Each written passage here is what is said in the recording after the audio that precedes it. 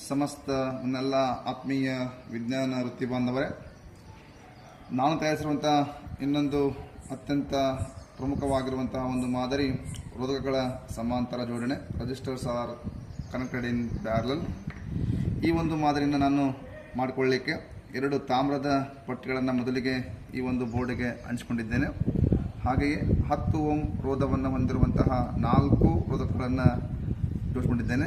ಈ 4 ರೋಧಕಗಳು ಇದಕ್ಕೆ ಸಂಪರ್ಕ ಹೊಂದಿರೋದಿಲ್ಲ ಈಗ. ಹಾಗೆಯೇ ಒಂದು ಬಲ್ಬನ್ನು, ಒಂದು ಹೋಲ್ಡರನ್ನು, ಹಾಗೂ ಒಂದು 9 ವೋಲ್ಟ್ ಬ್ಯಾಟ್ರಿಯನ್ನು, ಒಂದು ಕನೆಕ್ಟರನ್ನು ಹಾಗೂ ಒಂದು ಒತ್ತುಗುಂಡಿಯನ್ನು ಈ ರೀತಿಯಾಗಿ ಜೋಡಿಸ್ಕೊಂಡಿದ್ದೇನೆ.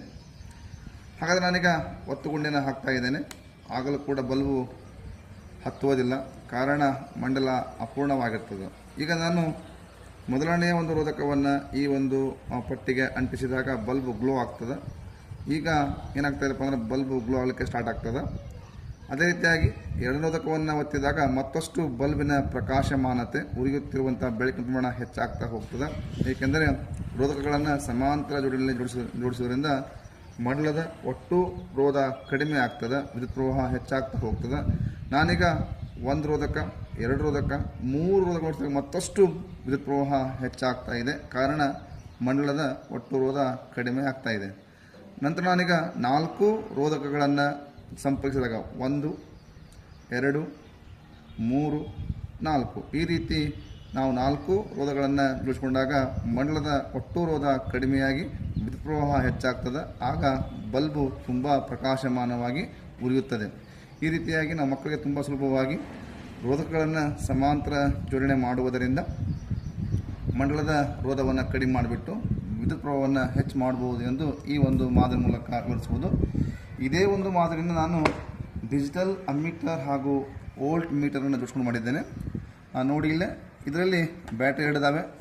ಈ ಬ್ಯಾಟ್ರಿ ಸಂಪೂರ್ಣವಾಗಿ ಮಂಡಲಕ್ಕೆ ಸಂಬಂಧಪಟ್ಟಿರುವಂಥ ಒಂದು ಬ್ಯಾಟ್ರಿ ಆಗಿರ್ತದೆ.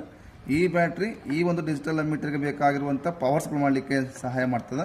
ಹಾಗಾಗಿ ಈ ಬ್ಯಾಟ್ರಿ ಕೇವಲ ಈ ಒಂದು ಡಿಜಿಟಲ್ ಅಮ್ಮೀಟರ್ ಮತ್ತು ವೋಲ್ಟ್ ಮೀಟರ್ಗೆ ಸಂಬಂಧಪಟ್ಟಂತೆ ಇರ್ತದೆ. ಇನ್ನು ಈ ಬ್ಯಾಟ್ರಿ ಮಂಡಲಕ್ಕೆ ಸಂಬಂಧಪಟ್ಟಿರುವಂಥ ಒಂದು ಬ್ಯಾಟ್ರಿ ಆಗಿರ್ತದೆ. ಮೊದಲಿಗೆ ನಾನು ಈ ಒಂದು ಒತ್ತುಗುಂಡನ್ನು ಹಾಕ್ತೇನೆ.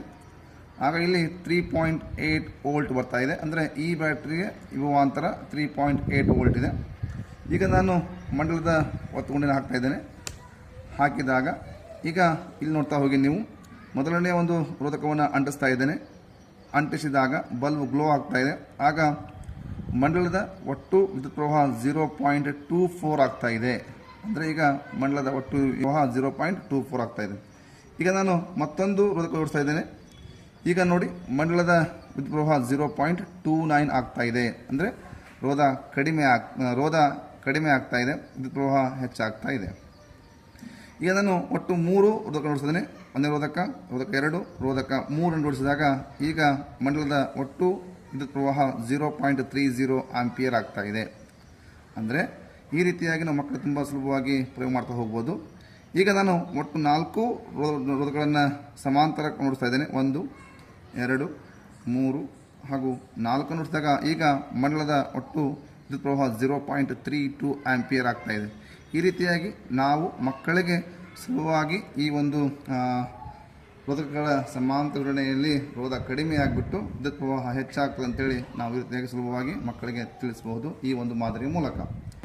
ರೋಧಕಗಳನ್ನು ಅಥವಾ ವಿದ್ಯುತ್ ಉಪಕರಣಗಳನ್ನು ಸರಣಿ ಕ್ರಮಕ್ಕಿಂತ ಸಮಾಂತರ ಕ್ರಮದಲ್ಲಿ ಜೋಡಿಸುವುದು ಉತ್ತಮ ಅಂತ ನಮ್ಗೆ ಗೊತ್ತಿದೆ. ಏಕೆಂದರೆ ಸರಣಿ ಕ್ರಮದಲ್ಲಿ ಜೋಡಿಸೋದ್ರಿಂದ ಎಲ್ಲ ವಿದ್ಯುತ್ ಉಪಕರಣಗಳು ಒಂದೇ ರೀತಿಯ ವಿದ್ಯುತ್ ಪ್ರವಾಹವನ್ನು ಪಡ್ಕೊಳ್ತವೆ.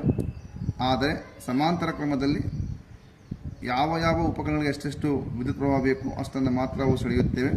ಹಾಗಾಗಿ ಸರಣಿಗಿಂತ ಸಮಾಂತರ ಶ್ರೇಷ್ಠ. ಇನ್ನು ನಾನಿಲ್ಲಿ ಈ ರೀತಿಯಾಗಿ 4 ಬಲ್ಬ್ಗಳನ್ನು ಸಮಾಂತರ ಕ್ರಮದಲ್ಲಿ ಜೋಡಿಸ್ಕೊಂಡಿದ್ದೇನೆ. 9 ವೋಲ್ಟ್ ಬ್ಯಾಟ್ರಿ ಇದೆ, ಒಂದು ಸ್ವಿಚ್ ಇದೆ. ನಾನೀಗ ಸ್ವಿಚ್ಚನ್ನು ಹಾಕಿದಾಗ ಎಲ್ಲ ಬಲ್ಬ್ ಗ್ಲೋ ಆಗ್ತವೆ. ಇಲ್ಲಿ ಆಕಸ್ಮಿಕವಾಗಿ ಯಾವುದಾದ್ರೂ ಒಂದು ಉಪಕರಣ ಕೆಟ್ಟು ಹೋಯಿತು ಅಂದರೆ ಉಳಿದೆಲ್ಲ ಉಪಕರಣ ತಮ್ಮ ತಾವೇ ಕಾರ್ಯನಿರ್ವಹಿಸ್ತವೆ. ಹಾಗಾಗಿ ಕೆಟ್ಟು ಹೋಗಿರುವಂಥ ಉಪಕರಣ ಯಾವುದು ಅಂತ ಹೇಳಿ ಸುಲಭವಾಗಿ ಪತ್ತೆ ಹಚ್ಚಬಹುದು. ಹಾಗೆಯೇ ಸಮಾಂತರ ಕ್ರಮದಲ್ಲಿ ಯಾವ ಉಪಕರಣಗಳಿಗೆ ಎಷ್ಟು ವಿದ್ಯುತ್ ಪ್ರವಾಹದ ಅವಶ್ಯಕತೆ ಇದೆಯೋ ಅಷ್ಟು ವಿದ್ಯುತ್ ಪ್ರವಾಹ ಸಿಗ್ತದೆ. ಮತ್ತು ಎಲ್ಲದಕ್ಕೂ ಒಂದೇ ರೀತಿಯ ವಿಭವಾಂತರ ದೊರೆಯುವುದರಿಂದ ಎಲ್ಲವೂ ಸರಿಯಾಗಿ ಕಾರ್ಯನಿರ್ವಹಿಸಲಿಕ್ಕೆ ಸಾಧ್ಯ ಆಗ್ತದೆ. ಆ ಕಾರಣಕ್ಕಾಗಿ ಸಮಾಂತರ ಜೋಡಣೆ ಉತ್ತಮ ಸರಣಿಗಿಂತ ಅಂತ ನಾವು ಹೇಳ್ಬೋದು. ಮಾದರಿಯನ್ನು ನಾನು ಅತ್ಯಂತ ಸ್ವಲ್ಪ ಅಕ್ರಿಲಿಕ್ ಶೀಟನ್ನು ಬಳಸ್ಕೊಂಡ್ಬಿಟ್ಟು ಮಕ್ಕಳಿಗೆ ಆಕರ್ಷಣೀಯವಾಗಿ ಕಾಡಲಿ ಹಾಗೂ ತಾಳಿಕೆ ಬಾಳಿಕೆ ಹೆಚ್ಚು ಬರಲಿನ ಕಾರಣಕ್ಕಾಗಿ ಇದೇ ಒಂದು ಸಮಾಂತರ ಜೋಡಣೆಯನ್ನು ಮಾಡಿಕೊಂಡಿದ್ದೇನೆ. ಇಲ್ಲಿ ಕೂಡ ಸೇಮ್ ಇದೆ. ಒತ್ತುಗುಂಡಿನ ಹಾಕಿದಾಗ ಎಲ್ಲ ಬಲ್ಬ್ಗಳು ಗ್ಲೋ ಆಗ್ತವೆ. ಈಗ ನಾನು ಒಂದೊಂದೇ ತೆಗಿತಾ ಹೋದರೂ ಕೂಡ ಯಾವ ಬಲ್ಬು ಏನಪ್ಪ ಅಂದರೆ ಕೆಲಸವನ್ನು ನಿರ್ವಹಿಸುವುದಿಲ್ಲ, ಅದು ಮಾತ್ರ ಉರಿಯೋದಿಲ್ಲ, ಉಳಿದೆಲ್ಲ ತಮ್ಮ ತಾವೇ ಕೆಲಸವನ್ನು ನಿರ್ವಹಿಸ್ತವೆ. ಹಾಗಾಗಿ ಈ ರೀತಿಯಾಗಿ ಇದನ್ನು ಅಕ್ರಿಲಿಕ್ ಶೀಟ್ನಲ್ಲಿ ಮಾಡಿರುವಂತಹ ಒಂದು ಸಾಧನ ಮಾದರಿ ಇದೆಲ್ಲ ಇದು ಸ್ವಲ್ಪ ಆಕರ್ಷಣೀಯವಾಗಿ ಮಕ್ಕಳಿಗೆ ತುಂಬ ಚೆನ್ನಾಗಿ ಕಾಣಿಸ್ತದೆ. ಈ ರೀತಿಯಾಗಿ ನಾನು ಈ ಒಂದು ಸಮಾಂತರ ಕ್ರಮ ಉತ್ತಮ ಅಂತ ಹೇಳಲಿಕ್ಕೆ ಸುಲಭವಾಗಿ ಈ ಮಾದರಿಯನ್ನು ಬಳಸ್ಕೊಳ್ಬೋದು. ಎಲ್ಲರಿಗೂ ಧನ್ಯವಾದಗಳು.